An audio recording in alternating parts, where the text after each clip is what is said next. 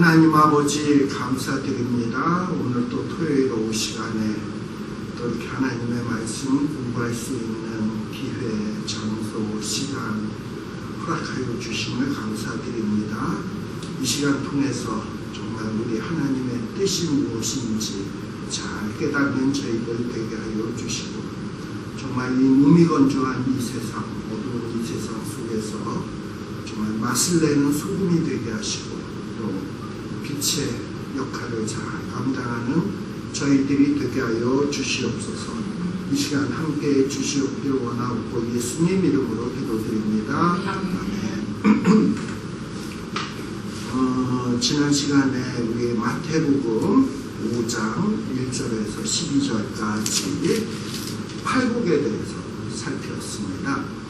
보통 마태복음 5장, 6장, 7장 이 석장을 가리켜서 산상수훈이라 얘기를 한다 했어요. 근데 이 산상수훈이 요 비슷한 내용이 마태복음에도 있지만 특히 팔복 같은 경우 누가복음에도 있다 이 말입니다. 근데 이 산상수훈 마태복음과 누가복음에 나오는 것이 다른 점은, 마태복음은 제자들을 훈련시키기 위한 것이고, 그 다음에 누가복음은 평지에 있는 무리들에게 가르치는 말씀이기 때문에 같은 내용이지만 좀 뭔가 다른 것이 좀 있어요. 그래서 이 마태복음은 특별히 제자들에게 가르치는 내용이기 때문에 우리가 이 말씀 5, 6, 7장 산상수훈을 읽을 때는 우리도 제자다. 그리고 우리도 제자인데 제자로서 우리는 어떤 것을 마음속에 새기고 또 우리가 제자로서 어떤 것을 반드시 알아야 되는가 하는 것을 이 산상수훈을 통해서 알 필요가 있습니다. 그래서 단순히 예수님의 말씀이다 이렇게 듣기보다는 예수님이 제자들에게 제자도를 가르친다. 그래서 이 제자도가 뭔가, 제자로서 마땅히 행해야 될 도리가 무엇인가 하는 것을 마태복음 5장, 6장, 7장에서 배워야 된다라는 거예요. 특별히 마태복음 5장 1절에서 12절까지는 8가지 복에 대해서 나왔습니다만, 우리는 복하면은 세상 사람들은 어떻게 생각하냐? 돈을 많이 벌어서 저 사람 참 좋겠다. 애가 좋은 대학 가서 참 좋겠다. 저 사람은 비즈니스가 성공해서 참 좋겠다. 그래서 사람들이 좋아하고 인정할 만한 어떤 것을 얻으면 복 받았다라고 얘기를 합니다. 그런데 성경에서 말하는 복, 하나님이 이야기하는 복, 예수님이 이야기하는 복은 세상에서 사람들이 인정하는 복하고는 좀 달라요. 특별히 우리 주님께서 지금 이야기하는 복, 특별히 제자들에게 말하고 있는 복은 뭐냐? 제자들이 복 받는 사람이 된다라는 것은 사람에게 인정받는 것이 아니라 하나님 앞에서 인정받는 모습, 정말 하나님 앞에서 참다운 제자로서 복받은 제자로서 인정받는 모습이 무엇인가 하는 것을 8가지로 혹은 9가지로 지난번에 구복이라는 얘기도 했으니까 8가지 혹은 9가지로 설명해 주고 있는 거예요. 근데 8가지, 9가지의 이 복이 가만 보면 세상에서는 별로 그렇게 소중해 보이지가 않아. 가난하다든지 애통한다든지 자기를 방어할 능력이 없어서 온유하다든지 또는 의를 위하여 핍박을 받는다든지 이게 무슨 복 받는 모습입니까? 그러나 하나님이 보실 때 정말 의를 위하여 핍박을 받고 자기의 신앙이 무능력함을 깨닫고 하나님 없이는 도무지 못 산다라고 하는 이런 가난한 마음이 있는 자, 이런 자들이 참다운 제자로서 복받은 자의 모습이다라는 거예요. 바로 이런 자를 인정하시고 하나님은 이런 자들을 들어서 정말 일단 그런 자들에게 복을 주시고, 하나님이 인정하는 복을 주시고, 또 그 복이 넘쳐나서 많은 사람들에게 복의 근원의 역할을 감당하기를 원하시는 겁니다. 자, 그러면은 13절에서부터 16절까지 또 이제 오늘 할 내용인데, 그래서 이 산상수훈을 보다 보면, 어떨 때 보다 보면 이게 뭔가 뚝뚝 끊기는 듯한, 마치 잠언을 읽으면서 구절구절은 좋은 말씀인데 앞에 나오는 내용하고 뒤에 나오는 내용이 이게 도대체 어떻게 연결되는 거지? 뭔가 이렇게 연결이 자연스럽게 연결되지 않고 뚝뚝 끊어지는 듯한, 그리고 좋은 말들을 이곳저곳에다 그냥 모아놓은 듯한 이런 느낌이 든다 이 말이에요. 그런데 나중에 우리가 산상수훈을 보다 보면 주님이 산상수훈의 말씀을 끝마쳤을 때 사람들이 그 말씀을 듣고 기이하게 생각하고 놀라고, 야, 우리가 그동안 들었던 바리새인들과 서기관들에게 들었던 말씀과는 너무 판이하게 다르다, 이것이 어찌민고 하고 깜짝 놀란단 말이죠. 근데 이렇게 뭔가 논리적으로 연결 안 되고 뚝뚝뚝뚝 끊어지는 말씀이 무슨 기이하고 놀라운 말씀인가. 물론 좋은 말씀이긴 한데 좀 이런 생각이 저는 좀 들었어요. 그래서 이 마태복음 5, 6, 7장을 또 보고 이게 과연 어떻게 연결이 될까? 과연 이 말씀은 논리적인 어떤 연결이 없이 그냥 좋은 말씀들의 모음집인가? 아니면 이 안에 심오하게 지속적으로 연결되는 어떤 논리가 있는가 하는 것을 깊이 한번 좀 생각을 해보았습니다. 근데 앞에서 1절에서부터 12절은 복에 대한 얘기라고 했어요. 특별히 제자들이 받아야 되고, 근데 이 복이 꽉 차고 넘치면 흘러나게 돼 있어요. 복의 근원이 되게 돼 있어요. 그럼 이 복의 근원의 모습을 설명해 주는 게 바로 13절에서 16절에 나오는 말씀이다 라는 거예요. 우리 13절에서 16절의 말씀이 뭡니까? 우리가 잘 알다시피 주님의 제자들은 어찌 되어야 되냐? 소금이 되어야 된다. 또 하나는 빛이 되어야 된다 라는 거예요.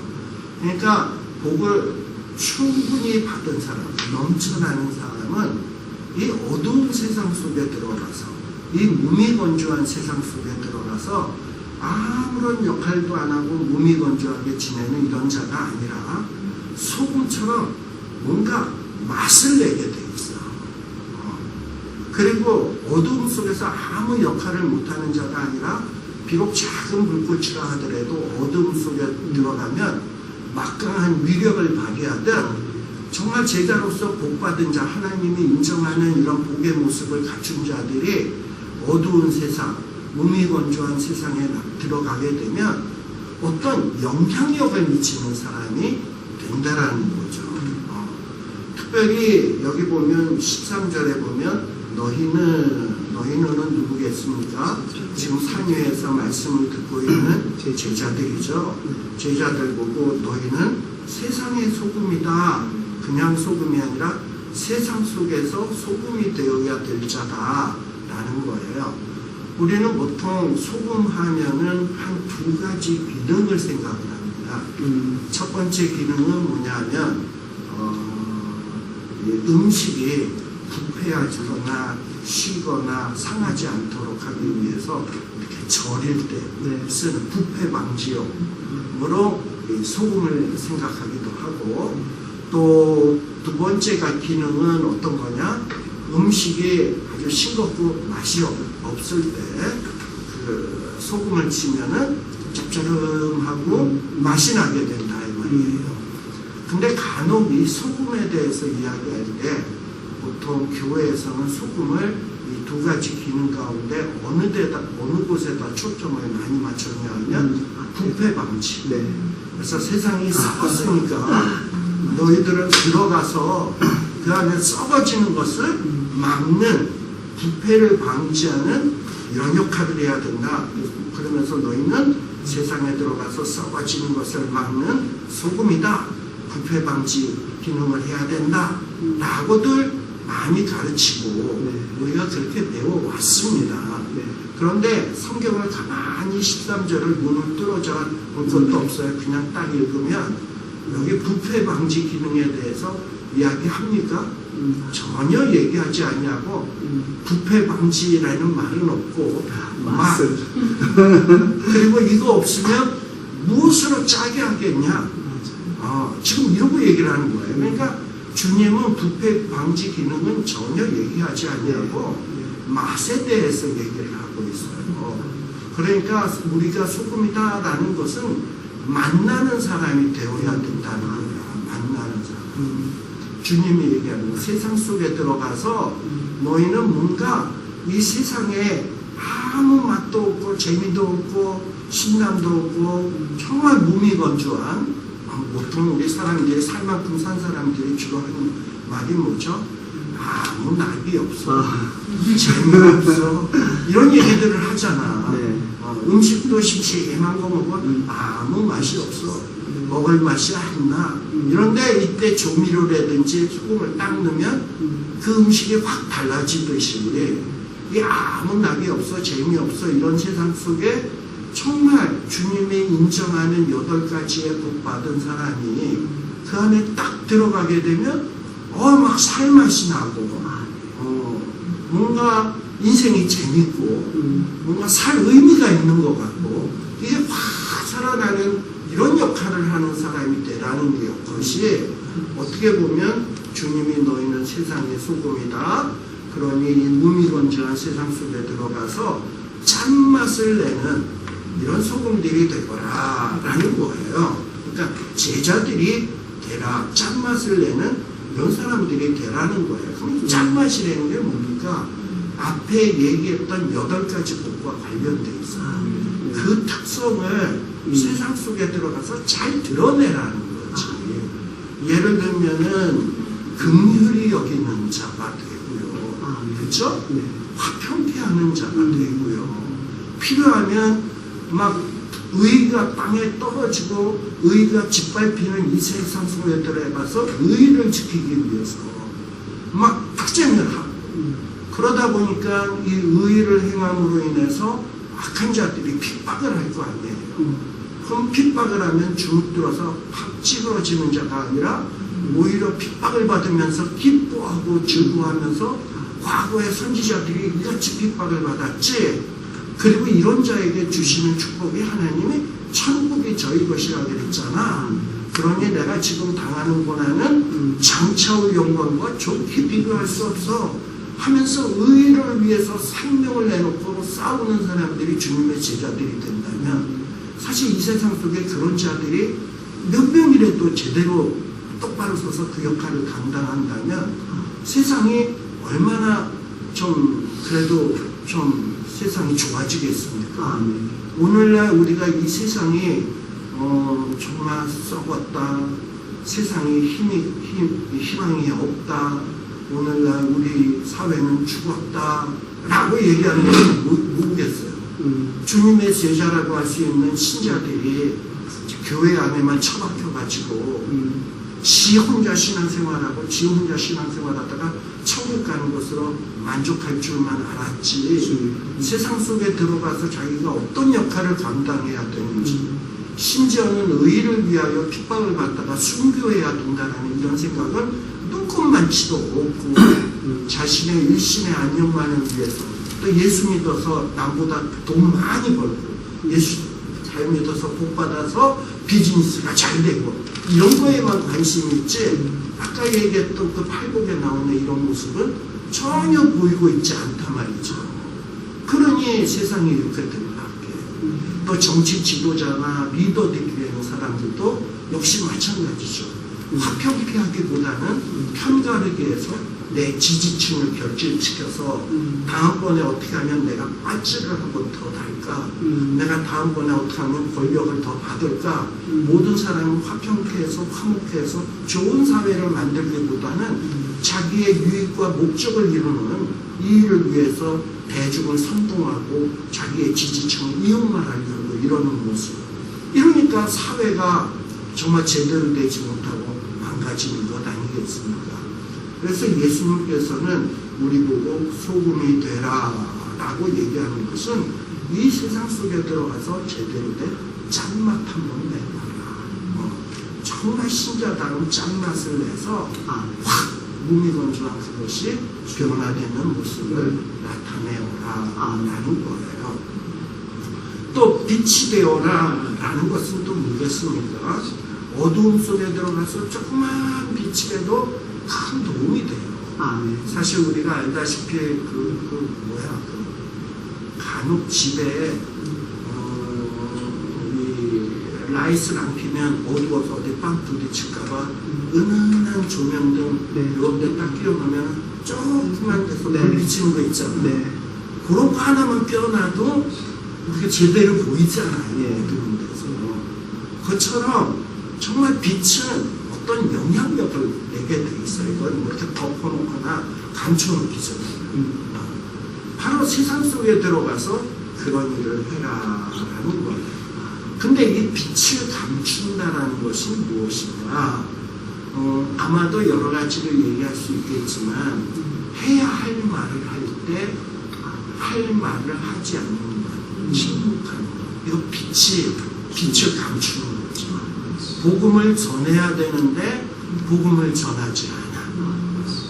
또 뭔가 주님의 가르침을 따라야 되는데 그러면서 뭔가 불이익을 당할 것 같고 그러지 않니 불이익 당하기 싫어서 대중, 군중을 따르면서 주님을 따르는 자로서 해야 할 말을 안 하고 군중을 따라서 이렇게 편승하는 거, 빛을 감추는 거죠. 또는 또 어떤 일도 있냐, 어떤 진리가 있는데 이 진리를 진리대로 설명하지 않는 거. 또 어떤 사람들이 여러 가지 필요로 하는 것들이 있는데 그 필요로 하는 것에 대해서 내가 마땅히 뭔가를 내놓고 그들에게 어떤 역할을 감당해야 되는데 필요가 있음에도 불구하고 내가 뭔가 그 필요를 충족시키는데 도움이 될 만한 것을 갖고 있음에도 불구하고 손해볼까 그래가지고 무시하는 경우 이런 것들이 다 뭐냐 하면 빛의 역할을 감당하지 않는 거다라는 거예요. 그래서 많은 사람들이 자기가 빛인데 스스로 이 빛의 역할을 감추는 사람들이 있어요. 그것이 손해 때문이거나 또는 귀찮아서거나 혹은 그것을 함으로써 자기가 뭔가 번거로울 것 같거나 이래가지고 감추는 자들이 있는데 이건 참다운 제자의 모습이 아니라는 거예요. 그래서 이 진정한 등불은 말 아래 두지 아니하고 등경 위에 두어서 모든 사람들에게 비치도록 해야 된다. 앞에 나왔던 8가지의 이런 모습들이 모든 사람들에게 비치게 해서 화평케 한다든지 긍휼히 여긴다든지 마음이 청구하려고 노력한다든지 하면 사람들이 그걸 볼 거 아니에요. 16절 너희의 착한 행실을 보고 야 정말 주님의 제자들은 다르구나. 그러면서 사람들에게 뭘 한다? 영광을 돌리게 된다라는 거예요. 내가 이렇게 주님의 제자다운 모습을 보임으로써 다른 사람들도 시선을 세상으로부터 아버지께로 향하게 만드는 역할. 이게 주님의 제자로서 해야 될 도리다라는 겁니다. 그러니까 우리 15절, 16절 여기에 나오는 내용도 13, 14, 15, 16절도 가만히 보면 앞에 나왔던 1절에서부터 12절까지 나오는 팔극하고 동떨어진 것이 아니라 굉장히 밀접한 관련이 있구나라는 것을 알 수 있겠죠. 그래서 5, 6, 7장 전체가 주님의 제자도에 대한 것이다 라는 생각을 가지고 어떻게 연결되나 하는 것을 좀 눈여겨볼 필요가 있다라는 거예요. 그 다음에는 또 내용이 확 바뀌어요. 17절서부터는. 그러면서 17절서부터는 갑자기 빛과 소금에 대한 얘기를 하다가 갑자기 무슨 얘기로 가냐? 율법과 선지자나 폐하러 온 줄로 생각하지 마라. 나는 폐하러 온 것이 아니라 완전히 하려 왔다라고 주님이 이렇게 말씀하고 있어요. 이게 도대체 앞에랑 무슨 관련이 있지? 이제 이런 생각이 든다 이 말입니다. 주님의 삶은 우리 여러 번 얘기했습니다만 앞에서 또 얘기했지만 선지자의 말씀을 이루려 하십니다. 이 예언의 말씀을 주님은 이루려 이 땅에 오셨어요. 그래서 이 주님은 주님의 삶의 그 삶을 정의하라면 하나님께서 이미 구약에서부터 예언하시고 약속하신 것들을 주님이 이 땅에 오셔서 정말 공생의 삶을 통해서 성취하는 삶을 사신 게 주님의 삶이거든요. 그래서 주님의 마지막 모습을 보면 십자가 위에서 딱 마지막으로 하는 말씀이 뭐냐? 다 이루었다 라는 거예요. 자, 그러면 주님이 이렇게 하나님의 말씀을 이루는 것이 주님의 삶의 목적이었다면 주님께서 가르친 제자들, 주님은 이제 모든 것을 다 이루시고 하늘에 올라가서 승천하셨죠. 그리고 제자들을 부르고 가셨습니다. 그럼 이 제자들에게 또 원하는 주님이 삶의 모습이 있을 거 아니에요. 제자들에게 어떻게 살기를 원하시는가? 내가 말씀을 이루는 삶을 살았던 것처럼 너희도 하나님의 말씀을 이루는 삶을 살아라. 내가 율법과 선지자의 말씀을 완전케 하기 위해서 살았던 것처럼 너희 주님의 제자들도 하나님의 말씀을 완전케 하기 위해서 그것을 이루는 삶을 살아라 라는 거예요. 그래서 주님이 지금 이 17절의 말씀을 하고 있는 겁니다. 자, 그러면서 18절에는 뭐라고 얘기하냐? 진실로 진실로 너희에게 이르노니 천지가 없어지기 전에는 율법의 1.1획이라도 반드시 없어지지 아니하고 다 이루어진다. 하나님의 말씀은 다 이루어져야 돼요. 사실 하나님의 말씀이 예수님을 통하여 이루어졌어요.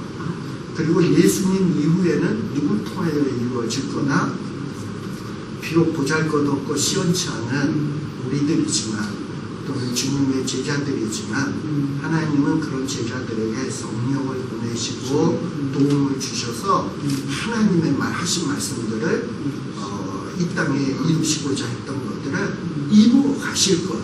그리고 주님이 마지막에 최후에 재림하셔서 심판하기 전까지는 하나님이 계획하신 모든 일들이 이 땅에 이루어지게 될 겁니다. 그래서 주님 가르쳐 주신 기도에 보면 뜻이 하늘에서 이루어진 것처럼 땅에서도 이루어지다 라고 우리가 기도하고 있습니다만 아직 안 이루어졌습니다만 이 일은 이루어질 거예요. 그리고 이 일이 누굴 통해서 이루어질 거냐? 이미 앞서는 예수님을 통해서 이루어졌지만 이제는 주님의 제자들 그리고 또 그 제자들인 우리를 통해서 이 뜻이 이루어져 갈 거예요. 그리고 이것은 반드시 다 이루어진다라는 얘기입니다. 근데 여기에 보면 1.1획이라도 반드시 없어지지 아니하고 다 이룬다 라는 말이 도대체 무엇인가? 성경에 나오는 글자 한 글자 1.1획까지 글자 하나하나 철저히 지켜진다는 것인가? 아니면 이것은 어떤 또 다른 뜻이 있는 것인가 하는 것을 좀 생각해 볼 필요가 있어요. 우리가 이미 마태복음 2장 6절에 보게 되면 성경 한번 보세요. 동방박사 때 동방박사들이 헤롯 궁에 와가지고 메시아가 어디서 나겠냐라고 물었을 때 이 헤롯이 박사들을 불러가지고 예수님이 어디서 날 것 같냐 라고 물어봤을 때 이 박사들이 이 마태복음 2장 6절에 보게 되면 이제 대답들을 해요. 대답들을 하는데 뭐라고 얘기를 하냐 하면은 2장 6절에 보게 되면 거기 보면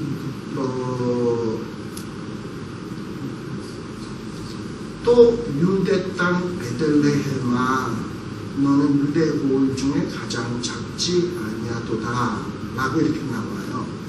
근데 이 말씀이 어떤 말씀의 인용이냐면 미가서 5장 2절에 인용이잖아요. 근데 미가서 5장 2절하고 비교를 해보세요. 1.1획이라도 틀리지 않게 인용되고 있나 무지무지 틀리게 인용되고 있나 한번 보시라고. 미가서 5장 2절에 보게 되면 유대 땅 베들레헴 에브라다야라는 말이 나오는데 지금 마태복음 2장 6절에 보면 뭐가 없다? 에브라다야. 1.1획이 아니라 이 한 단어 자체가 그냥 없어. 이거 어떻게 된 거야 이거? 하나님의 말씀은 1.1획이라도 틀리게 해서는 안 되는데 이 말씀에 인용을 그러니까 또 어떤 사람이 이렇게 얘기할 수 있지. 이거 인용한 사람들은 신실한 자들이 아니라 헤롯 궁에서 헤롯왕 시다발이 하든 거짓 박사들이니까 이렇게 인용하는 것 아니겠냐라고 얘기할 수 있지만 이거 외에도요 구약을 신약에서 인용할 때 주님의 제자들이나 심지어는 예수님까지도 구약을 인용할 때 글자 그대로 인용하고 있지 않아. 그러면 1.1획이라도 없어지지 않냐나. 또 요한계시록에 보면 하나님의 말씀을 감하는 자, 생명책에서 제가요 지고 더하는 자, 이 성경책에 기록된 이런 저주가 그 사람에게 더하게 된다 그랬는데 예수님도 심지어는 주님의 제자들도 이 구약의 말씀을 인용할 때 보면 겁대가리 없이 1.1획이 아니라 단어를 틀리게 한다든지 말을 전혀 다르게 말을 한다든지 아주 희한한 경우들이 많이 나온다 이 말이에요. 그러면 주님의 제자나 주님은 1.1획이라도 없어지게 하냐고 이루어진다 그랬는데 이걸 그냥 무시하고 한 거냐 아니면 이 말씀대로 1.1획이라도 없어지지 아니한다라는 것을 예수님과 주님의 제자들은 그것을 어긴 게 아니라 진정하게 그것을 이룬 것이다라고 우리가 얘기를 해야 될 것이냐 라는 거는 굉장히 생각해 볼 문제 아니겠습니까? 그렇죠? 네. 그래서요 우리가 성경을 한 구절 더 찾아보면 신명기 한번 봅시다. 신명기 23장 이거는 율법이죠. 신명기니까 신명기 23장 9절 성경에 보면 별 얘기가 다 나와요.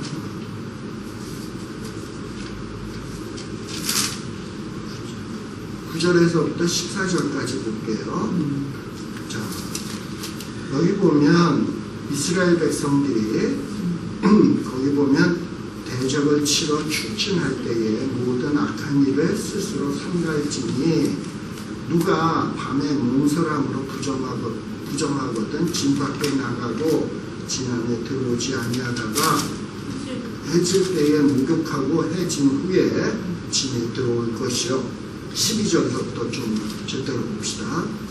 그리고 진 밖에 변소는 어디다 베풀어야 되냐?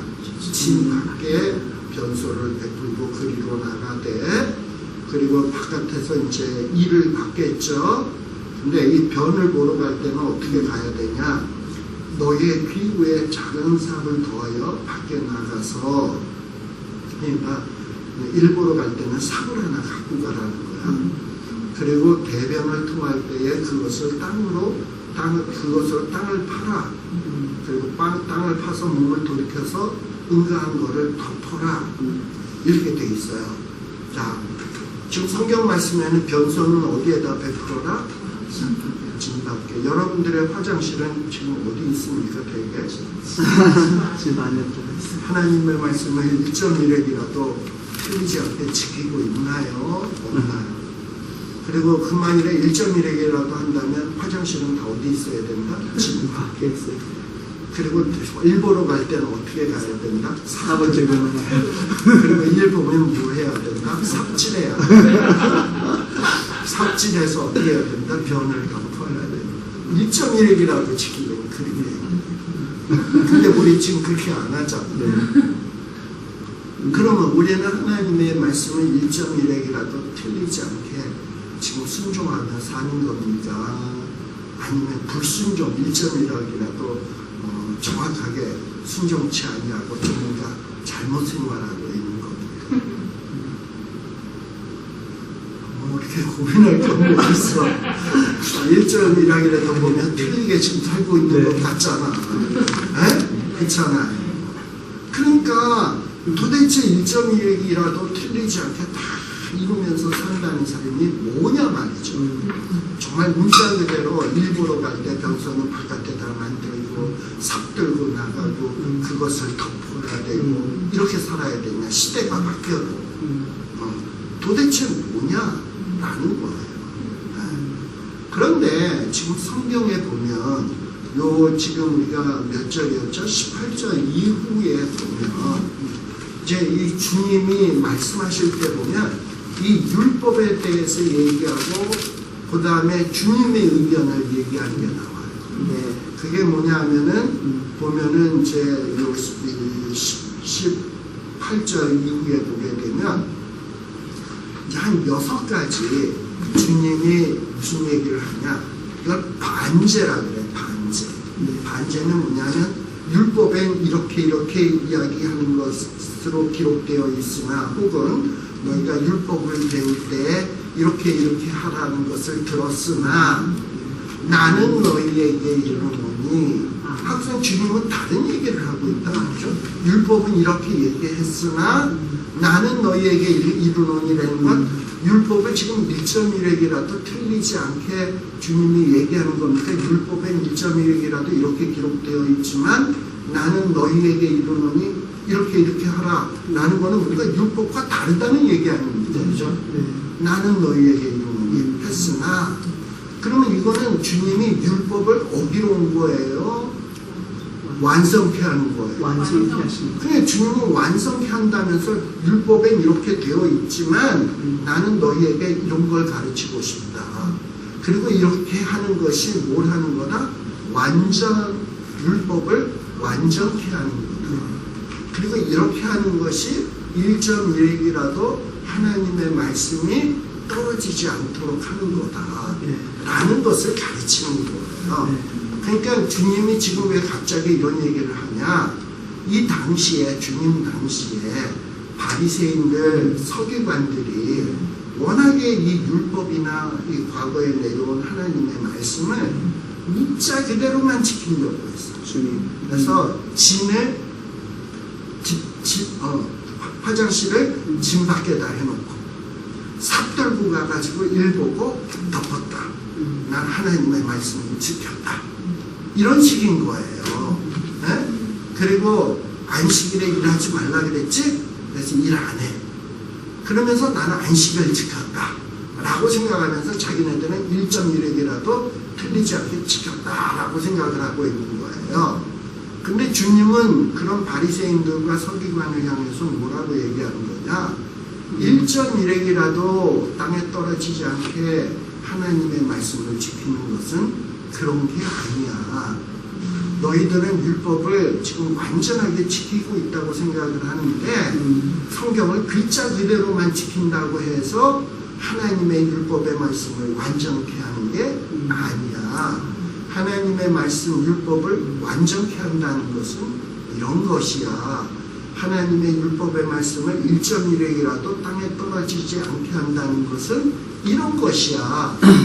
그러면서 examples, 그러면서 6가지의 반제, 6가지의 반제를 들어서 주님이 설명하고 있는 거예요. 아시겠죠? 그래서 주님이 하는 게 뭡니까? 너희는 율법에서 살인하지 말라라는 말을 들었지만 나는 너희에게 이르기를 형제를 보고 노하해서도 안 돼 라고 얘기하는 거예요. 이게 율법을 1.1핵이라도 떨어뜨리지 않냐고 정확하게 지키는 것이고, 이것이 율법을 완전케 하는 것이지 글자 그대로 지킨다고 이게 완전하게 하는 게 아니라는 거예요. 그리고 너희들이 율법에서는 간음하지 말라라는 말을 들었는지 모르겠지만 나는 너희에게 이르기를 뭐라고 얘기하고 있다? 여자를 보고 음욕을 품어서도 안 돼 라는 거예요.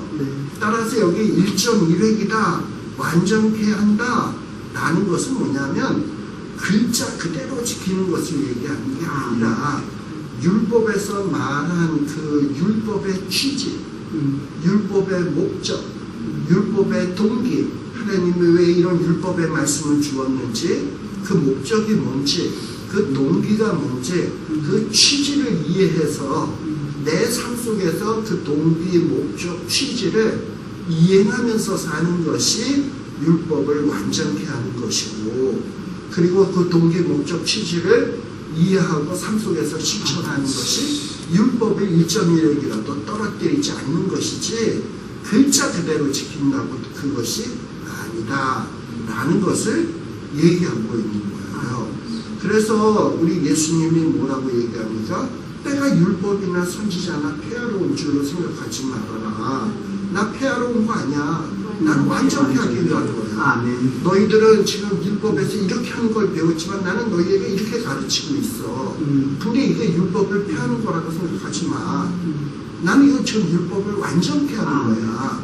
지금 예수님이 이렇게 이야기를 하고 있는 거예요. 자, 그러면 마태복음 5장 23절의 말씀을 보세요. 거기 마태복음 5장 23절에 보면 갑자기 주님이 이런 얘기를 하다가 뚱딴지같이 그러므로 하고 얘기가 나와요. 그렇죠? 네. 5장 23절에 보면 이제 뭐라고 나오느냐, 그러므로 여기 보면 22절에는 뭐였습니까? 나는 너희들이 살인하지 말라 하는 말을 들었지만 나는 그냥 살인 안 하는 거가 아니라 형제에게 노하는 자마다 심판받는다. 형제에게 나가라 하는 자는 공회에 잡히게 된다. 미련한 놈이라 하는 자는 지옥불에 들어간다. 그러므로 갑자기 이제 그러므로가 나오는 거예요. 그러므로 너희는 예물을 드리다가 형제에게 원망 들을 만한 일이 생각나거든 예물을 제단 앞에 두고 가서 형제와 화목하고 그 위에 와서 예물을 드려라. 자, 그러니까 뭐 말은 복잡한데 형제에게 노해서도 안 되고 나가라 해서도 안 되고 미련한 놈이라고 해서도 안 돼요. 왜냐? 지옥불에 들어가니까. 그러므로 뭐해라? 예물 드리다가 그러면은 화목하고 예물 드려라. 뭔가 연결이 잘 돼요. 노하지 마. 그리고 나가라 하지 마. 미련한 놈이라 하지 마. 그러므로 형제랑 다툰 일이 생기면은 화목하고 그리고 와서 하나님 앞에 다시 예배드려. 사실 뭐 미련한 놈이라 나가라 뭐 이런 말 하지 마라. 너희들은 그러므로 이제 너희는 칭찬하면서 살아라. 그리고 형제에게 욕하지 말고 좋은 말만 하거라. 긍정적 사고방식으로 살아라. 그리고 형제와 싸우지 말아라. 이런 말이 나와야 되는데 갑자기 여기에 뭐가 나오느냐 하면 화목 그리고 예배 드려라 이런 얘기가 나오는 거예요. 자, 왜 그러느냐? 자, 이 얘기가 왜 나오는가 하는 것을 좀 우리가 생각해 볼 필요가 있어요. 자, 지금 이 말씀은 누가 누구에게 가르치고 있는 거예요? 예수님의 제자들에게. 제자들은 지금 어디에 있습니까? 갈릴리에 있는 어느 산에서 주님으로부터 지금 말씀을 듣고 있는 중이에요. 근데 보통 이스라엘 백성들이 예배는 보통 어디서 드리죠? 성전에서 드리게 돼 있죠. 근데 이제 만일에 성전에 가서, 근데 성전은 어디 있죠? 예루살렘에 있어요. 자, 그럼 지금 예루살렘에 가서 뭐 6월절 예배였는지 초막절 예배였는지 가서 지금 예배를 드리고 있어요. 근데 예배를 드리는데 갑자기 형제랑 다툰 일이 생각이 나. 근데 주님은 뭐라 그러냐? 그런 다툰 일이 생각이 나거든. 어떻게 해라? 다시 돌아가서 그 형제는 어디 있겠습니까? 통상적으로 갈릴리에 있겠죠. 예루살렘에서 예배를 드리다가 갈릴리로 돌아가서 먼 길로 돌아가서 갈릴리에 가서 형제랑 잘못했어, 용서했어, 이렇게 화목하고 다시 돌아가서 예배 드려라 이 얘기 아닙니까? 네, 그렇잖아요. 내용은 지금. 자, 그러면 거기에서 얘기하는 게 뭡니까? 형제랑 화목 안 하고 예배 드리면 하나님이 그 예배를 안 받으신다. 그러니 이 형제와 화목하고 그런 깨름직한 문제를 청산해야 하나님이 예배를 잘 받으시니까 화목하고 예배드리라는 얘기인가요? 지금 앞에 무슨 얘기가 나왔습니까? 미련한 자, 나가라, 노하지 마라 이랬잖아요. 그 얘기가 나오다가 너희들이 예배 드릴 때 화목하고 예배 봐야 돼. 화목 안 하고 예배 드리면 하나님이 그 예배 안 받아. 그러니까 화목하고 드려. 그럼 뭔가 논리적으로 연결이 되냐? 안 되잖아요. 자, 근데 이 말이 같이 붙어 있단 말이에요. 이게 무슨 얘기냐 하면 이런 얘기예요. 만일에 내가 형제에게 화목을 안 했잖아요. 그럼 그 형제가 뭐 할까? 나를 향하여 노하고 나가라고 하고 저놈은 나한테 이렇게 못된 짓 해놓고 지만 예배 보면 다 해결되는 줄 알아. 지만 예배 보면 천국 가는 줄 알아. 이러면서 나쁜 놈 새끼 하고서 막 욕을 할 거 아니에요, 형제가. 그럼 그 형제는 어떻게 됩니까? 지옥불에 들어가잖아. 그러니까 나 예배 보는 것도 중요하지만 더 심각한 문제는 내가 화목을 안 했을 때는 형제가 나를 향해서 화목을 안 했기 때문에 나가다, 미련한 자다, 나에 대해서 막 노하다가 형제가 지옥불에 들어갈 수가 있는 거죠. 그러니까 예배도 중요하지만 뭐가 중요하냐? 형제의 영혼이 지옥불에 빠지지 않도록 하기 위해서 나는 가서 화목을 해야 된다는 거예요. 주님이 가르치는 건. 그러니까 신앙생활은 나만 예배 잘 보고 나만 천국 가는 게 중요한 게 아니라 형제가 나를 향하여 분노하는 마음을 품게 해서도 안 되고 형제가 나를 향하여 나가라고 해서도 안 되고 미련한 놈이라고 하는 욕을 하게 만들어서는 안 돼. 설사 그런 일을 했다면 화해해서 풀어줘야 돼. 그러니까 신앙생활이 주님의 제자는 나 중심적으로 신앙생활하는 자가 아니라 상대방 중심, 이웃 중심. 이웃의 영혼이 어떻게 될까? 나로 인해서. 내 이웃이 어떻게 될까? 하나님 앞에. 이런 거를 생각하면서 사는 자여야 된다라는 거예요. 이게 지금 주님이 말씀하고 있는 거예요. 네. 그래서 단순히 살인하지 않는 것, 내가 남의 생명을 해하지 않는 것만 걱정해서는 안 되고 상대방이 나를 향해서 욕함으로 인해서 그 사람이 지옥에 갈 수도 있잖아. 내가 그 사람의 생명 빼앗는 정도가 아니라 그렇게 해서 그 지옥에 가는 것도 그 사람의 생명 빼앗는 거나 똑같지. 그러니까 그런 것까지도 생각을 해야 된단 말이죠. 지금 예수님이 율법을 완전히 하다 1.1핵이라도 지킨다는 건 율법은 글자 그대로 지키는 것보다 좀 더 심오한 어떤 우리의 요구를 하고 깊은 도덕적, 윤리적인 행동을 요구하고 있다는 거예요. 그런 요구를 만족시키고 충족시키는 것이 율법을 만족해 하는 것이고 완전케 하는 것이고 율법을 1.1핵이라도 정말 떨어뜨리지 아니하고 지키는 것이지 바리새인들처럼 남에게 내가 잘 보이도록 하고 남에게 내가 칭찬받기 위해서 율법을 글자 그대로 지키는 척 하면서 남에게 인정받고 남은 전혀 안 신고 나만 신경 쓰는 이런 삶, 어떻게 보면 겉으로 보면 율법을 완전히 지키는 것 같지만 그런 자는 율법을 완전히 지키는 게 아니다. 남을 배려하면서 남을 생각하면서 내가 설사 손해를 본다 하더라도 남을 생각하면서 지키는 것이 이게 율법을 올바로 지키는 것이지, 이게 소금의 맛을 내는 삶이고 어둠 속에서 빛의 역할을 감당하는 삶이지 그냥 율법만 가지고 이렇게 지키는 게 아니다 라는 것을 주님이 굉장히 깊은 차원의 율법을 지금 설명하고 있는 거예요. 네. 자, 그래서 우리 예수 믿는 사람은요, 소금이 된다, 빛이 된다 라는 것은 그냥 나 하나만 신앙생활 잘하는 것으로 만족하는 것이 아니에요. 소극적인 게 아니라 적극적인 거예요. 주님. 세상 속에 들어가서 나도 신앙생활 잘해야 되지만 상대방의 영혼이 구원받기 위해서 네. 어떤 역할을 감당해야 돼. 네. 네. 그래서 죄 안 짓는 게 능사가 아니라 죄 안 짓는 것을 능사로 생각하는 것이 아니라 뭐냐면 적극적으로 그리스도인의 맛을 내야 된다는 거예요. 적극적으로 살려는 거예요. 그래서 세상 속에 들어가서 상대방을 배려하면서 칭찬하고 상대방을 긍휼히 여기고 화평케 하고 상대방이 잘 살 수 있도록 이 땅에 의가 이루어지도록 위해서 내가 막 투쟁도 하고 또는 의를 위해서는 핍박도 받을 수 있어야 되고 막 이런 식의 삶을 적극적으로 살아야 됩니다.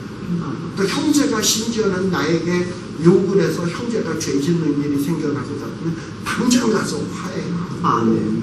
형제가 죄 안 짓도록 그렇게 가서 하고 이런 어떤 맛을 내는 것이 주님의 제자지 그냥 지 혼자서만 신앙생활 잘하다가 지 혼자서 천국에 쏙 들어가는 것은 참다운 주님의 제자의 모습이 아니다 라는 것을 지금 주님이 하나씩 하나씩 설명해 주고 있는 거예요. 그러니 이 주님의 계명을 지킨다라는 것이 주님이 얘기하는 차원에서 주님의 계명을 지킨다는 것이 얼마나 어려운 일이겠습니까? 그런데 주님은 뭐라고 얘기하냐 19절에 보면 이 계명 중 지극히 작은 것 하나라도 버리고 그같이 사람을 가르치면 천국에서 어떻게 된다? 지극히 작다에 거듭난다. 그러나 이 계명의 참뜻을 알고 목적을 알고 취지를 알고 이것을 잘 가르치고 또 본인도 가르칠 뿐만 아니라 행하는 자는 어떻게 된다? 천국에서 다 일컬음을 받는다 라는 거예요.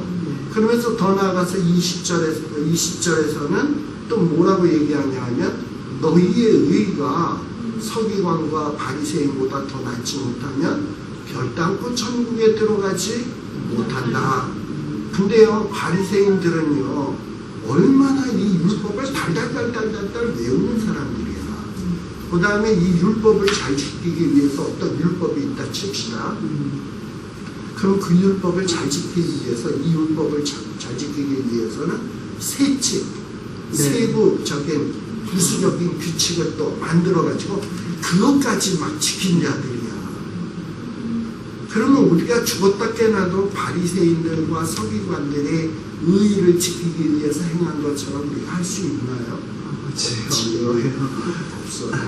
그러면 우리의 의의가 서기관과 바리새인보다 더 낫다라는 건 도대체 뭐냐? 바리새인들은 지금 10,000가지를 지키고 있는데 우리는 절대 10,000가지도 지금 못 지키고 있잖아요. 근데 그럼에도 불구하고 우리가 바리새인과 서기관들의 의의보다 낫기 위해서 할 수 있는 게 뭐가 있나? 절대 바리새인과 서기관의 의의를 능가할 수가 없지. 그러면 바리새인과 서기관의 의의보다 우리는 능가할 수 없으니까 천국에 못 들어가는 거냐? 아니에요. 우리의 의의가 바리새인보다 더 낫다, 서기관보다 더 낫다라는 건 뭐냐면 이 율법의 취지와 목적을 아는 거예요. 하나님은 단순히 살인하지 말라가 아니라 주님이 요구하는 건 더 나아가서 진노해서도 안 되고 나라에서도 안 되고 미련하다에서도 안 되는 거구나. 이게 율법의 첫뜻이구나. 간음하지 말라고 하는 것 들었지만 단순히 간음 안 하는 거가 능사가 아니라 여자를 보고 음욕을 품는 것도 간음이로구나. 주님은 이렇게 마음까지도 우리가 컨트롤하기를 원하시는구나. 근데 글자 그대로도 지키기도 이게 참 쉽지 않은데 이 분노하는 건 감정이죠. 음욕을 품는 것도 감정이죠. 아니 글자 그대로 지키는 것도 어려운데 감정을 다스리는 건 얼마나 어려워. 더 어렵잖아. 그럼 이거 어떡하란 말이야. 절대 우리는 그걸 지킬 수가 없죠. 그러면 어떻게 해야 되냐? 다시 팔복으로 돌아가는 거예요. 하나님 앞에 서서 어떻게 합니까? 하나님은 나에게 이런 걸 요구하는데 내 속에 암만 들여다봐도 내가 이걸 행할 수 있는 힘이나 능력이나 또 이런 게 아무것도 없네요. 나 어떻게 하면 좋아요? 그러면서 하나님 앞에 한없이 심령이 가난해지는 거예요. 그 앞에서. 그리고 그걸 보다 보면 얼마나 무능력하다라는 게 느껴지게 되면 하나님 앞에서 그냥 가슴을 치면서 애통할 수밖에 없지요. 그쵸? 그리고 애통하고 그 다음에는 어떻게 됩니까? 사람들이 너 가늠을 안 했지만 너 맨날 눈빛을 보면 여자한테 자꾸 눈이 왔다 갔다 하는데 그래 놓고서 네가 무슨 목사야, 네가 무슨 장로야 이러면은 내가 언제 그랬어 이게 아니라 자기 성경 보고 맞아 진짜 그렇지 내가 이게 온유한 자고요. 그러다 보니까 자기를 한번 쳐다봐도 너무 한심하니까 정말 내가 바리새인과 서기관의 의보다도 더 나은 의를 행해야 천국에 들어가는데 그 의가 내 속에는 요만큼도 없단 말이지. 그러니까 어떻게 돼? 하나님 앞에서 이 불의한 놈을 어떻게 좀 깨끗게 해주시고 의롭게 해주시고 의에 줄이고 목말라서 개가 개거품을 품듯이 사슴이 시냇물을 자기에 갈급한 같이 하나님 앞에 매달려서 주 나를 불쌍히 여기소서 이렇게 돼야 된다라는 거예요. 그렇게 될 때 의에 줄이고 목마를 때 하나님이 어떻게 된다고요? 배부를 것이다. 배부르다라는 게 뭐예요? 바리새인과 서기관의 의보다도 더 풍성하게 됐으니까 배가 부르지. 그렇죠? 그러니까 우리의 의가 바리새인과 서기관의 의보다 낫다라는 건 행동이나 실천으로는 도저히 불가능해요. 그러니까 율법의 참뜻과 목적 취지를 하면 더 불가능해요. 그렇죠? 그러면 하나님 앞에 서서 한없이 가난해질 수밖에 없어요. 애통할 수밖에 없고요. 그리고 온유해질 수밖에 없고요. 의에 지리고 목마를 수밖에 없고요. 내가 절대 의로워질 수 없으니 하나님이 나를 의롭게 만들어 주셔야 합니다 하고 내 공로로 얻는 의가 아니라 하나님이 베풀어 주시는 의를 사모하게 됩니다. 그 의가 뭐냐 하면 바리새인과 서기관보다 더 나은 의가 되는 거예요.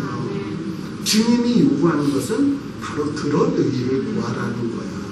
그런 의가 있을 때 천국이 저희 것이 되는 것이고 그런 의가 있는 자가 그러니까 자기가 한심한데 하나님으로부터 의를 받았잖아요. 그럼 한심한 자를 보면 당연히 어떤 모습이 느껴져? 긍휼히 여기는 마음이 생기는 거지. 그렇죠? 그 다음에 하나님과 관계가 깨어진 자가 있다면 나도 이전에 불의해서 하나님과 관계가 깨어졌고 형제와 관계가 깨어졌고 그러고 살았는데 하나님이 나를 의롭게 해줬잖아요. 그러면 뭐 형제들 보고 싸우겠어요? 내가 이전에 어마어마한 용서를 받은 사람인데 그럼 긍휼을 베풀어야 되는 거고 싸우는 곳에 들어가서 화평케 하는 자가 되는 거지. 그리고 더 나아가서는 의를 위해서 핍박도 받을 수 있는 거죠. 바로 이렇게 되는 대로 나아가는 것이 뭐냐면 우리의 의가 서기관보다 바리새인보다 더 나은 의다 라는 것을 얘기하는 겁니다. 그래서 바리새인과 서기관보다 더 나은 의란 뭐냐 좀 정리해서 얘기한다면 이 의는 내 힘으로 될 수 있는 것이 아니다. 하나님께서 우리 안에 행해 주셔야지만 된다 라는 것을 인정하는 거예요. 그리고 이 의는 나를 높이기 위해서 하는 의가 아니야. 내가 행하는 이 의는 하나님의 영광을 드러내는 하나님 중심적인 것이 되는 것이 바리새인과 서기관의 의보다 나은 의가 되는 거예요. 그리고 사람들이 나를 인정해 주는 의가 아니라 하나님이 나를 인정해 주는 의가 되어야 되는 거예요. 그리고 어떤 문자 그대로의 어떤 그 글자를 지키는 것이 아니라 더 나아가서 취지와 목적, 본래의 본뜻을 알고 그곳으로까지 나아가는 거예요. 왜냐 하나님이 베푸신 사랑을 생각하는 거죠. 이것이 하나님이 원하시는 의이다. 바리새인과 서기관보다 더 나은 의이다 라는 것을 우리들이 기억할